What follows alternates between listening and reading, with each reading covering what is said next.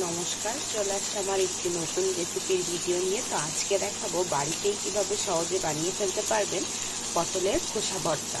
এজন্য প্রথমেই পটলের খোসাগুলোকে আমি একটু সয়াবিন তেল নিয়েছি, নিয়ে একটু লাল লাল করে ভেজে নিব। খোসা ভাজার ভেতরে দিয়ে দিচ্ছি পরিমাণ মতো লবণ। আর বাটার সময় আর কোনো লবণ আমি ইউজ করবো না। তো দেখো, লবণ দিয়ে একটু মেখে নিয়েছি। পর্যায়ে আবারও 2 থেকে 3 মিনিট একটু ভাজা ভাজা করে নিব। পটলের খোসাগুলো ভাজা হয়ে গেছে, তো এবার এগুলো তুলে নিব। তো এবার ওই কড়াইতেই দিয়ে দিয়েছি পরিমাণ মতো তেল। এবার এখানে একটু রসুন আর পেঁয়াজ দিয়ে দিয়েছি। এবার এটাকে সুন্দর করে একটু ভাজা ভাজা করে নিচ্ছি। এটা অর্ধেকটা ভাজা হয়ে গেছে। পর্যায়ে দিয়ে দিব কয়েকটা কাঁচা লঙ্কা।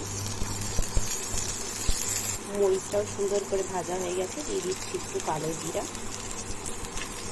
দিয়ে একটু ভাজা ভাজা করে নিব এটার সাথে।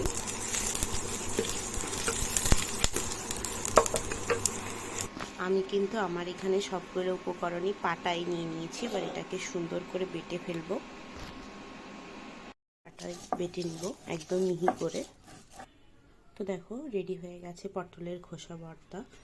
তো একবার অবশ্যই ট্রাই করবে এবং কেমন লাগলো অবশ্যই জানাবে। এরকম নতুন নতুন রেসিপি পেতে অবশ্যই আমার চ্যানেলটাকে সাবস্ক্রাইব করবে। এটা দেখা হবে আরেকটি নতুন রেসিপির ভিডিও নিয়ে।